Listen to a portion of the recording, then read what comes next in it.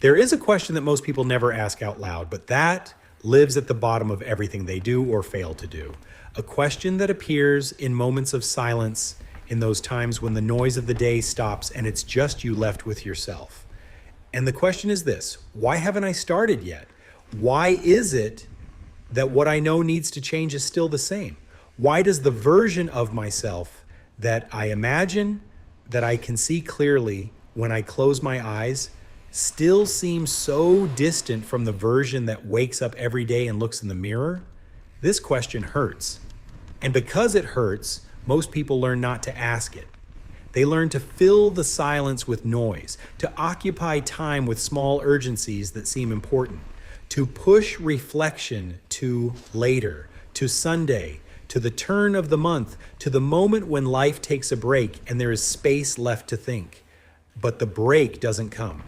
The space is never left.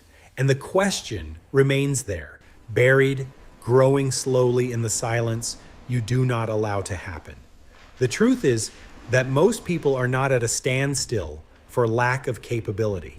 They are not standing still because the world won't let them, because the conditions are bad, because they lack resources or opportunities. They are standing still for a much simpler reason and a much harder one to admit. Because waiting is safer than trying. Because as long as you don't start, there is no possibility of failure. As long as the project is in your head, it is perfect. As long as the change is in the plan, it has every chance in the world. The risk only appears when you step out of the plan and enter reality. And it is exactly this risk that paralyzes. And so you wait. You wait for the right time, the ideal moment, the favorable circumstances. You wait to feel ready, to feel safe, to feel certain. You wait for someone to give you a permission that only you can give yourself. And time passes, not in big leaps that you notice, but in ordinary days, weeks that vanish, months that you look back on and cannot explain where they went. And the right time has not arrived, and you keep waiting. Only now with an added weight, the weight of everything that has already passed while you were waiting. This weight has a name. It's called regret.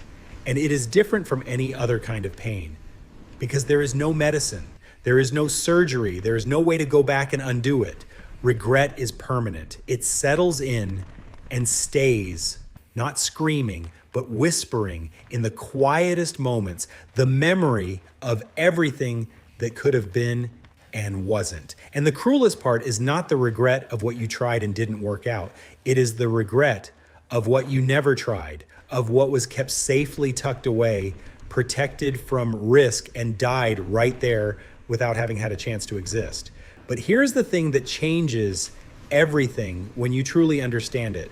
The right time does not exist as a point in the future that you will reach. It exists as a decision you make in the present.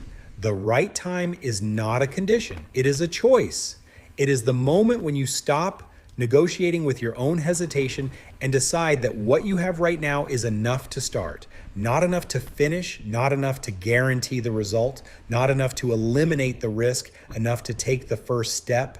And the first step is everything, because without it, there is no second, there is no process, there is no arrival. The people who transformed their own lives did not have better conditions than yours.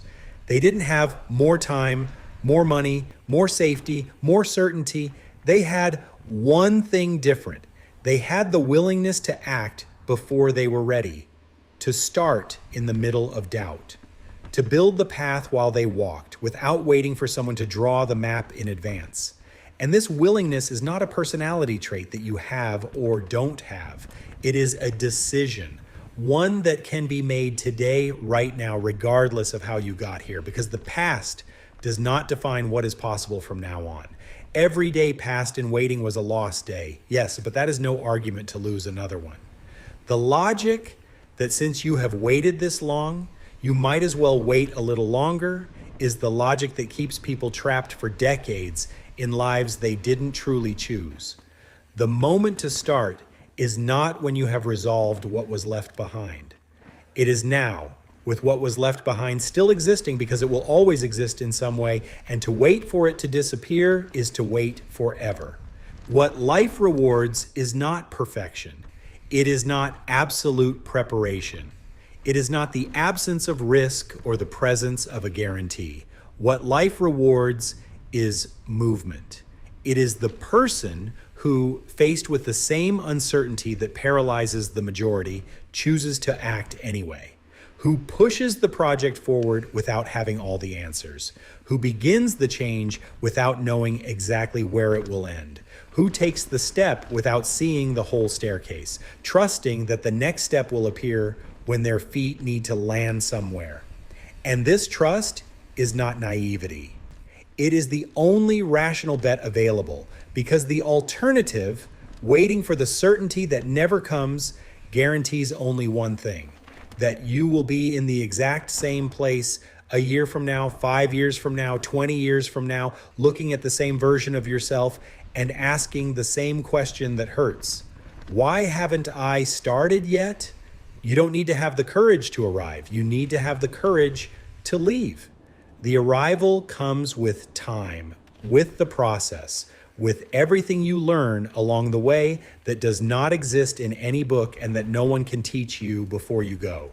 But the departure depends only on you. It depends on a decision made right now in this moment that the life you want is worth more than the safety of the life you have. Life does not reward those who wait for the right time. It rewards those who decide that the time is now, and the time is now.